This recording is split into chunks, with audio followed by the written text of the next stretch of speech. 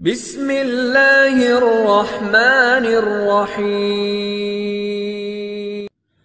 এও Islamic TV. 15টা বছরের যে দৃশ্যগুলো আমি আদালতে দেখেছি, বিশেষ করে আমার 3 বছরে, সাইকুল হাদিসের সন্তান সাইকুল হাদিস এবং হাজারো আলেম, আজকে একজন মাজলুম আলেম বের হয়েছে, মুফতি জসিমউদ্দিন রহমানী। আল্লাহ পাক তাকে হায়াতে তাজ্জেবা সিহাতে কুল্লিয়া দান করেন, বলেন আমিন। এই আলেমদের জোতা টানার যোগ্যতাও যারা দায়িত্বে ছিল তাদের ছিল না, অথচ এই মানুষগুলোকে আদালতে হাজির করতে গিয়ে দেখতাম পায়ে দিয়েছে ডান্ডা বেড়ি, হাতে দিয়েছে হ্যান্ডকাপ, তাও যেটা দিলে হাত কেটে যায়, মাজায় দড়ি বেঁধে ছাগলের মতো গরুর মতো টানতে টানতে নিয়ে যেত। আর বিভিন্ন তালায় ওই জালেমদের দোসররা জালেমরা থেকে টিপ্পনি কাটতো। দেখ কি অবস্থা। আমার মনে হয় পুরা বিষয় আল্লাহ পুরাটাই পাহাড়ের মতো উল্টিয়ে দিয়েছে। এ কালামানিকের যে অবস্থা, ওর নাকি শুনলাম অন্ডকোষ উড়িয়ে গেছে।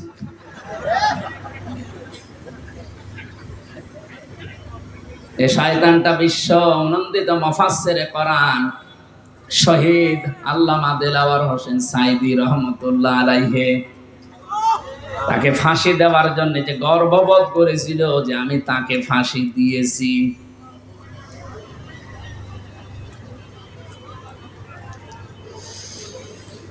গাজীপুরবাসী, আমার তো মনে হচ্ছে এখন যে জালেমগুলোর উপরে মানুষের ক্ষোভ, রাগ এবং বাস্তবতা যেটা দেখা যাচ্ছে, কেউ ডিম ছুঁড়ে মারছে, কেউ পানি মারছে,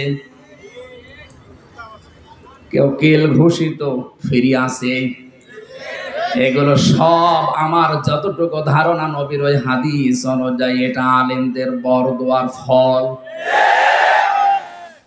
বিশ্ব নবী জানিয়েছেন ইত্তাকি দাওয়াতাল মাজলুম, পৃথিবীর মানুষেরা সাবধান, তুমি আর যাই করো না কেন মাজলুমের বরদোয়া থেকে নিজেকে বেশি বাঁচিয়ে রাখবা, কারণ এটা একটা কঠিন বিষয়। ফাইন্নাহা লাইসা বাইনাহু ওয়া বাইনাল্লাহি হিজাব, মাজলুম যদি বরদোয়া করে আর আল্লাহর মাঝে কোনো পর্দা, কোনো ফারাক থাকে না, সঙ্গে সঙ্গে কবুল হয়ে যায়। আমার মাথায় দড়ি দিয়ে যখন নিয়ে গিয়েছিল প্রথমে, এত অসহায় মনে হচ্ছিল নিজের কাছে যে আল্লাহ আমি কি করেছি। পায়ে দিয়েছে ডান্ডা বেড়ি, হাতের ভেতরে হ্যান্ডকাপ, মাজার ভেতরে সে এত মোটা মোটা দড়ি, 2-3 জন 4 জন পুলিশ হাত ধরে রাখে আর একজন টানতেছে, গরু টেনে নিয়ে যাচ্ছে। দুনিয়ায় যদি আল্লাহ এটা উল্টিয়ে দেখাতে পারে, আখিরাতের বিচার তো আলাদা। এজন্য কিয়ামতে আপনি একা দাঁড়াবেন, কোনো সাক্ষী লাগবে না, আপনার শরীরের ভেতরে ওই বিষয়গুলো আল্লাহ ফুটিয়ে তুলবে। ফাম্মা মান উতিয়া কিতাবাহু বিয়ামিনি, আমলনামা যদি আল্লাহ হাতে দিয়ে বলে পড়, ডান হাতে যারা পাবে ফায়াকুলু হাউ মুকরাউ কিতাবিয়া, নিজে আনন্দ পাবে আর মানুষকে বলবে দেখো কি সুন্দর রেজাল্ট আমি পেয়েছি। বাংলার মানুষেরা, পাশে যেহেতু কারাগার, হাজারো মানুষ এখন যারা আছে, আমি যেহেতু নিজের বাস্তবতা বলছি, হাজার হাজার মানুষ এই জেলখানায়, তো প্রায় এক জায়গায় 10,000 আছে, এখন মনে হয় আরো বেশি। এই মানুষগুলো এই মাগরিবের পরে, এশার পরে এদের অনুশোচনা শুরু হয়। সবাইকে উদ্দেশ্য করে বলছি, আমরা যে যা করছে দুনিয়াতে, কিয়ামতের ময়দানে বইটা হাতে দেওয়ার পরে পড়তে পারবেন তো। এজন্য নিজের ব্যক্তিগত জীবনকে আগে সংশোধন করা আরম্ভ করে। আমি নিজের থেকে এখন শুরু করব। আমি যদি সত্যি এখনই মারা যায়, আমার এই 33 বছরের যে রেকর্ড আল্লাহ আমাকে দেখাবে, আমি যেন সম্মুখে পড়তে পারি, এরকম কাজ এখন থেকে আরম্ভ করব। জীবনের আসল সফলতায় তো ওইটা, ফামান সুহসিহা আনিন নারি ওয়া উদখিলাল জান্নাতা ফাকাদ ফাজ। আল্লাহ পাক বলেন ওই লোকটার জীবন তো সফল যাকে আস্তে আস্তে জাহান্নামের কাজগুলো ছেড়ে দেওয়ায় আর জান্নাতের কাজের দিকে আমি আল্লাহ তাকে এগিয়ে দেই। সুতরাং এমন আমল, এমন কাজ, এমন বই আমি তৈরি করতে চাই যেটা কোটি কোটি মানুষের সামনে আমি মানুষকে পড়ে শোনাতে পারবো। বলেন আমিন। কিয়ামতে যেহেতু সর্বপ্রথম আল্লাহ বিচার ব্যবস্থায় আপনাকে আমাকে একা ডাকবে, স্রেফ কেউ থাকবে না। সূরা মরিয়মের এই 95 নম্বর আয়াত অনুযায়ী যদি এখনো কেউ ধোঁকায় পড়ে থাকেন যে না আমার বাবা আছে বাঁচাবে, এই আয়াত অনুযায়ী এটা পুরা মিথ্যা আশ্বাস। কথা বলেন না কেন? কেউ থাকবে না পাশে, আপনি স্রেফ একা থাকবেন। বিচারের দ্বিতীয় স্টেপে আল্লাহ এবার ডাকবেন, ইয়াউমা নাদউ কুল্লা উনাসিম বিইমামিহিম।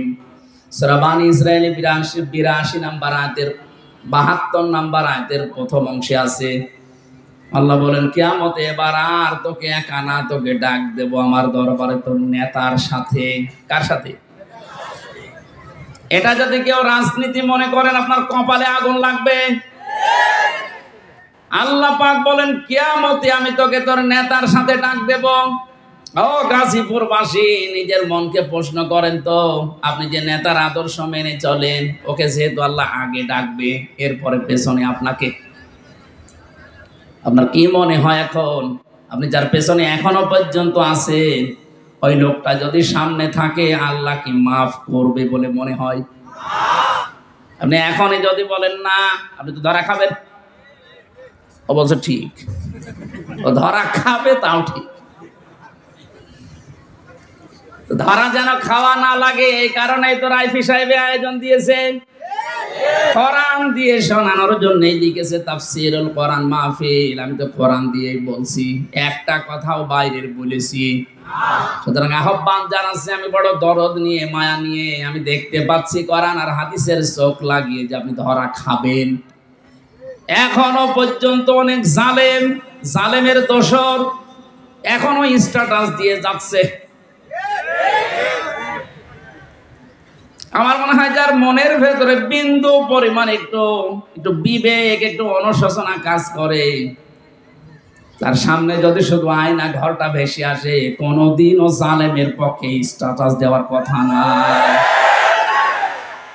মর্মান্তিক বিষয় একটু ভাবেন। শুধু আমি মাঠের নিচে ছিলাম, কি অসহায় মনে হয় নিজেকে, তাও তো আমার একটু বড় জায়গা ছিলাম। কিন্তু ব্যারিস্টার আমান আজমি ভাই সহ যারা ছিলেন ওদের কবরের মতো জায়গায় রেখে দিত। এই জুলুমের সাথে যারা জড়িত, এখনো যদি বিশ্বাস না হয়, যারা দায়িত্বে আছে তাদেরকে বলবো আয়না ঘরটা টুরিস্ট স্পেস হিসাবে রেখে দেন। মানুষ যেন, তামাম দুনিয়ার মানুষ বোঝে যে এই পৃথিবীতে একজন জালেম ছিল। এটা জুলুমের একেবারে সর্বোচ্চ পর্যায়। এটা বেঁচে থাকা মানুষও জানে না। আপনি যদি মেরে ফেলে সংবাদ দিয়ে দিতেন যে অমুককে মেরে ফেলেছে, তাহলে তার বউটা অন্য জায়গায় বিয়ে করতে পারত, তার ছেলে মেয়ে বসতো যে বাপ মারা গেছে। কি অবস্থা বলেন তো ব্যারিস্টার আরমানের? তার স্ত্রীকে আপনি কি জবাব দেবেন কিয়ামতে? আয়না ঘরের সাথে যারা জড়িত ছিলেন, যদি ব্যারিস্টার আরমানের বউ আপনাকে মাফ না করে, কোরআন হাতে নিয়ে বলছে আপনি চির জাহান্নামী, কেউ পারবে না। হ্যাঁ, আল্লাহ বলেন আল্লাহ পারবে না, কারণ আল্লাহ পাক ছেড়ে দিয়েছে ব্যারিস্টার আরমানের বড় উপরে। এটা হক্কুল ইবাদের ভেতরে 8টা বছর স্বামী থেকে আপনি তাকে আলাদা করে রেখেছেন। ও জানতোই না যে দুনিয়ায় আছে।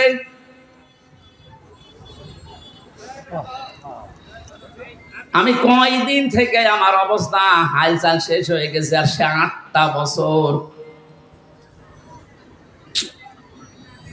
এর বড় যদি কোনো মানুষ জালেমের পক্ষে কথা বলে, কি বলেন তো, বলে বিবেক কি বলে তার?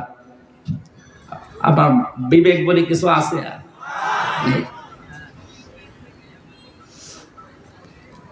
আমি তো বাস্তব কথা বলছি, আপনি কিন্তু ধরা খাবেন আমি দেখতে পাচ্ছি। এখনো আদর্শ ঠিক করেন। বহু মানুষকে দেখলাম কিচ্ছু হয়নি, এখন যেহেতু বাঁশ গিয়ে আসে, শুধু এইটা দিয়ে চললে কেমন দেখা যায়? চর্মচোখে আল্লাহ তুমি আমাদেরকে অন্তত তাড়াতাড়ি দেখার তৌফিক দাও যে কোরআন দিয়ে দেশটা চলছে।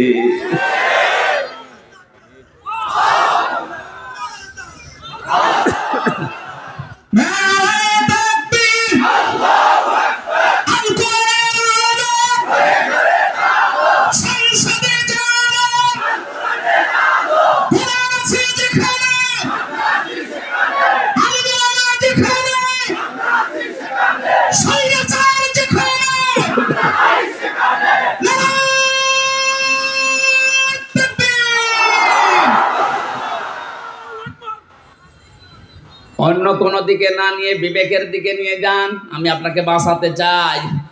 সত্যি আমরা কিন্তু ধরা খেয়ে যাব যাদের আদর্শ ঠিক নেই। এই মুহূর্ত থেকে আমি আশা করছি পাল্টাবেন।